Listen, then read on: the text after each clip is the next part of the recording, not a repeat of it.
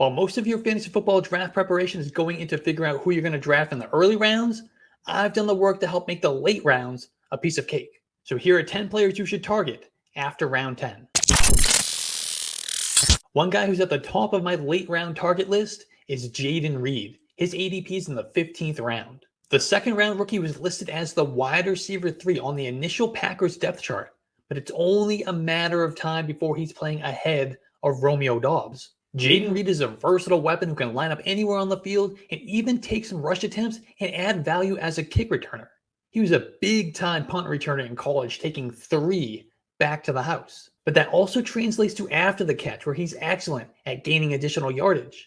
The Packers have a wide-open receiver depth chart behind last year's rookie breakout, Christian Watson. That gives Jaden Reed a clear path to significant opportunity as a rookie, especially with a new quarterback who doesn't have that built-in chemistry with any of the existing receivers on the roster. Reed will play from the slot in 11 personnel with a chance to overtake Romeo Doubs in 2 wide receiver sets. And it's not crazy to think that he could lead the Packers in targets either. I mean, Reed is more of that volume guy, while Christian Watson specializes in splash plays. And I know quarterback Jordan Love is going to appreciate Jaden Reed's ability to get open quickly and make plays after the catch. He will also present Love with an easy outlet to get the ball to when he's in trouble on plays where he can't sit and wait for Christian Watson's downfield route to develop. My comp for Jaden Reed coming out of Michigan State was Emmanuel Sanders. His body type, versatility, quickness, and ability to create separation anywhere on the field, they all align with what Sanders was during the prime of his career.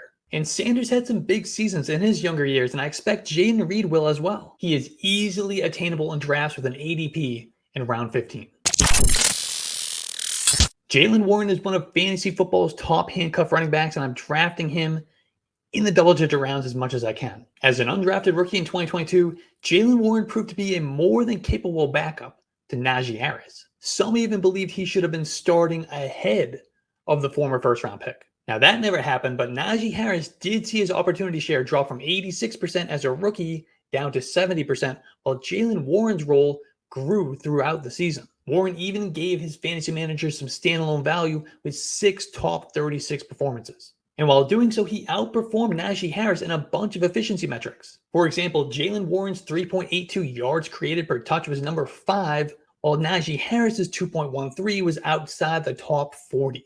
Warren also displayed good receiving skills by catching 28 passes and a 7.6 yards per reception average. With that added receiving upside plus a significant opportunity share, Jalen Warren would be a weekly RB2 if anything were to happen to Najee Harris.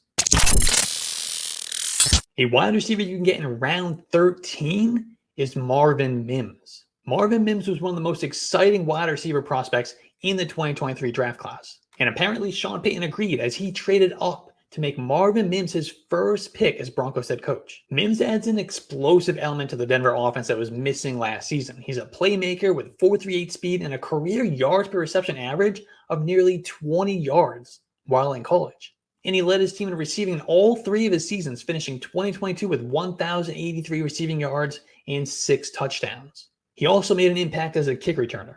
While he didn't run a wide array of routes at Oklahoma, Marvin Mims proved to be a smooth operator, and he has the looks of a guy who can develop his route tree further at the NFL level. He creates consistent separation, and he can win on all 3 levels. And after the catch, Marvin Mims has the speed and the quickness to be a true threat to gain additional yardage. In fact, his 8.5 yards after catch per reception in 2022 was the second most among Power 5 wide receivers from this 2023 draft class. And with projected number 3 wide receiver Tim Patrick out for the season and KJ Hamler released, Marvin Mims is locked into a starting role in 3 wide receiver sets as a rookie.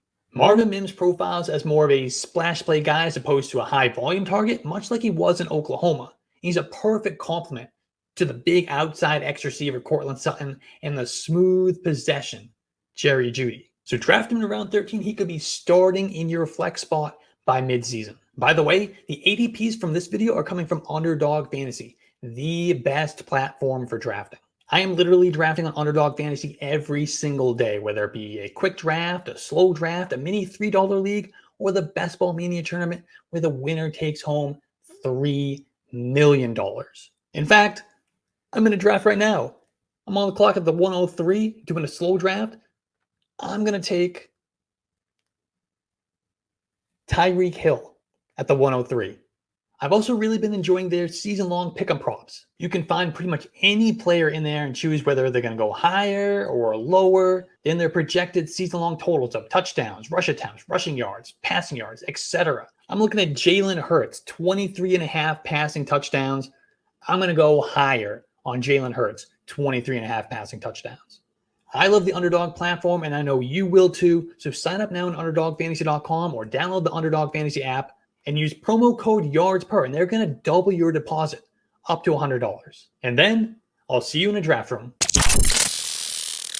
If you listen to my podcast or you watch my videos on YouTube, you already know my love for Roshan Johnson, but I'm going to talk about him again here because he is a fantastic late round pick in 2023 fantasy football. And if you don't know who Roshan Johnson is, the Bears drafted him in the 4th round of the 2023 NFL draft. He was the guy who got stuck playing in the shadow of Bijan Robinson for the last few years at Texas. But he flashed an exceptional skill set when he got the opportunity. At Texas, Johnson showed excellent vision, patience, and instincts as a runner. He averaged 6 yards per carry over the last 2 years with a combined 1,123 rushing yards and 10 touchdowns. He's a big running back at 6 feet, 219 pounds, who runs with a dangerous mix of power and finesse. And he has the athleticism to be a lead running back in the NFL, even though he didn't do it in college, because he was behind Bijan Robinson. And where he's really going to get the edge in the Bears' backfield is with his receiving skills.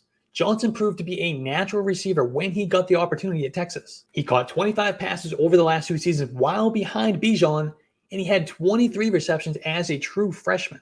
In a backfield where he's competing with 2 other running backs who are clearly not pass catchers, this gives Roshan Johnson a real edge for early playing time. He's also a strong pass blocking running back, and he's shown that during training camp practices already. That is surely going to help his case for a 3-down role. And if Johnson can capture significant time on passing downs, that will really open up his ceiling from a fantasy football standpoint. And who's to say Roshan Johnson can't overtake Khalil Herbert altogether? And yeah, Herbert has shown flashes in small samples, but he was a 6th-round pick of the previous regime. It is not crazy to think that Roshan Johnson finishes out the season number 1 on the depth chart. Another running back I'm targeting late in my 2023 fantasy football drafts is Ty Chandler. He's going around 17, but he's the only true all-purpose running back on the Vikings roster. It's true, Alexander Mattison and Dwayne McBride are the between-the-tackles grinder who don't offer much in the passing game, and Kenny Nwangwu is a small satellite back whose real value comes on special teams. Ty Chandler, on the other hand, is 205 pounds with a 73-catch college resume. He also has 4.38 speed, and he ran for over 1,000 yards in his final season in North Carolina. Chandler got the start in the Vikings preseason opener. He had a 3-down role and he looked good. He was evading tackles, he was catching passes, and he even showed up in pass protection. And according to Warren Sharp on Twitter, Ty Chandler faced a loaded box on 91% of his week 1 carries, which resulted in being contacted at or behind the line of scrimmage 55% of the time. Yet he still managed 3 yards after contact per attempt. It's an extremely small sample, but it goes to show that Chandler is impressing. It looks like Ty Chandler is going to be the number 2 running back behind Alexander Mattison to begin the season, while also operating as the team's 3rd down back and 2-minute running back. That could be enough to provide some standalone value in fantasy football. It also opens the door to a greater role if anything happens to Mattison, or if Mattison can't cut it as a workhorse running back. Chandler's only competition in the absence of Alexander Mattison will be 7th-round rookie grinder Dwayne McBride and special teamer Kenny Nwangwu. And considering the passing volume, the willingness of Kirk Cousins to check down to his running backs, and the scoring upside, a chance at the lead running back role in the Vikings offense would propel Ty Chandler to RB2 level production for fantasy football.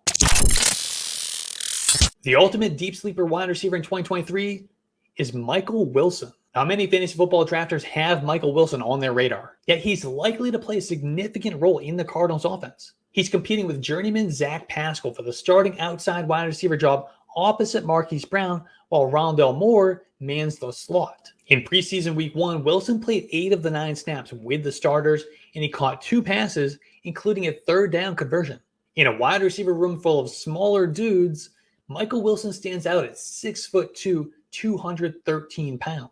He uses his size, his physical strength, and his body control to create separation. He has the athleticism to add value after the catch as well. In a Cardinals offense that is going to have to pass the ball while trailing in the second half of games, Michael Wilson could wind up with some decent volume as a rookie. Remember, DeAndre Hopkins is gone and tight end Zach Ertz is still recovering from last season's ACL injury, so the team is desperate for a pass catcher with some size. A Kyler Murray return sooner rather than later would help Wilson that much more. But before we get to more players you should be targeting after round 10 of 2023 fantasy football drafts, if you're enjoying this video and you find it at all valuable, please hit that like button and subscribe to the channel. I'll be pumping out content like this all season long. And let me know in the comments what you want me to talk about next and what you think of this video. Another guy I can't quit drafting in the double-digit rounds of 2023 fantasy football drafts is Kenneth Gainwell. His ADP is currently sitting in round 13. Kenneth Gainwell showed us enough last season to think he can play a big part of this Eagles backfield in 2023 despite the additions of DeAndre Swift and Rashad Penny. Remember, the Eagles cranked up his usage during the playoffs when he had back-to-back games with double-digit carries, which included 121 total yards against the Giants. He then went on to out-snap Miles Sanders 50% to 36% in the Super Bowl. He ended the postseason with 33 rush attempts for 181 rushing yards and a 5.5 yards per carry average. And let's not forget, Kenneth Gainwell was a workhorse running back at Memphis while playing alongside Tony Pollard and Antonio Gibson. In 2019, Kenny Gainwell ran for over 1,400 yards while commanding 60 targets. And in the NFL, he's been really good when given the opportunity. He's averaged over 4 yards per carry in each season, and he ranked number 7 in fantasy points per touch in 2022. He's also managed to finish number 7 and number 5 in fantasy points per opportunity thus far in his career. So if Rashad Penny or DeAndre Swift battle more injuries, and we know they haven't been the epitome of health in their careers, Kenneth Gainwell could really make an impact in fantasy football. And stick with me here, but it's not crazy to think that the coaches prefer Kenneth Gainwell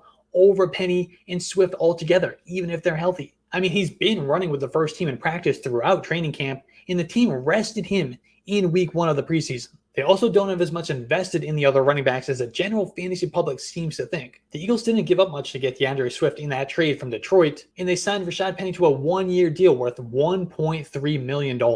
I mean, I know the running back market is down, but that is low-end backup money. So go draft Kenneth Gainwell, man. He could outproduce both of those guys.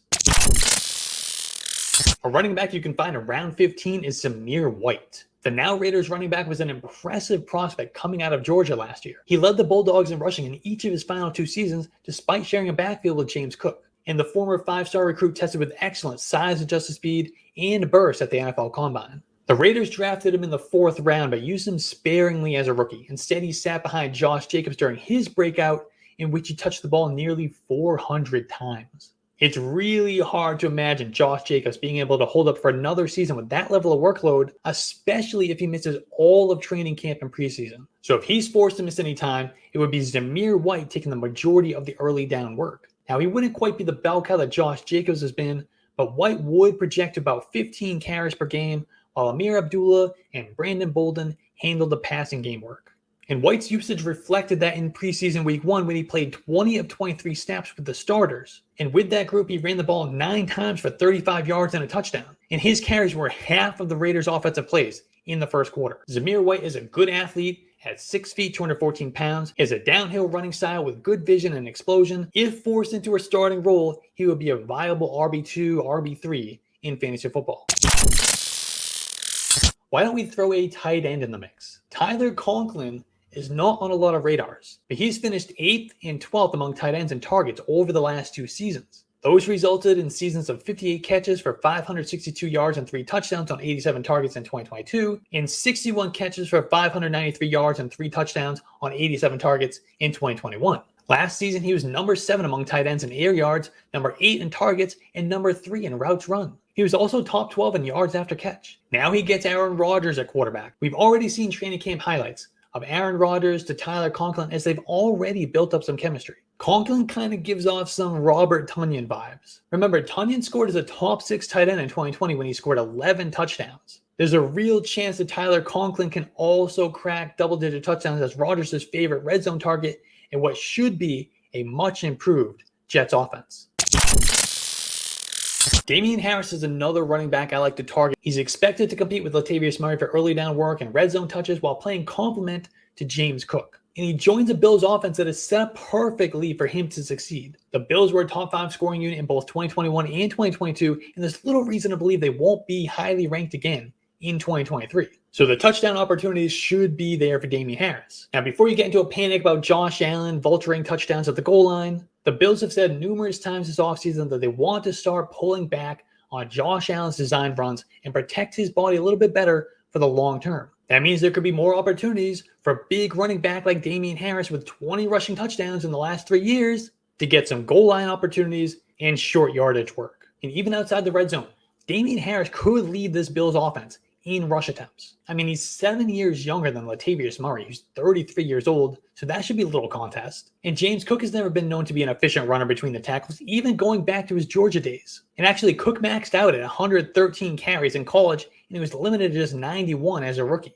And if his role is expanding, he's not going to be able to enjoy light boxes every time he's on the field. So that brings us back to Damien Harris, who has nearly 20 pounds on James Cook. And there actually could be a decent volume of carries going to that running back position, more than we've seen in the last couple of years. That's because not only do the Bills want Josh Allen to run less, it's rumored that they want him to attempt fewer passes as well. The theory is putting a little bit less on his plate could help he and the offense sustain their high performance all the way through the end of the season, rather than falling off like they have in years past. And the evidence that this could be true is the team moving away from the undersized Devin Singletary and bringing in two bigger running backs like Latavius Murray and Damien Harris, who can handle a more traditional running back workload. But rumors and theories aside, things are lined up nicely for Damien Harris to have a bounce back season in Buffalo. With an ADP in the double-digit rounds, it won't cost you much to find out.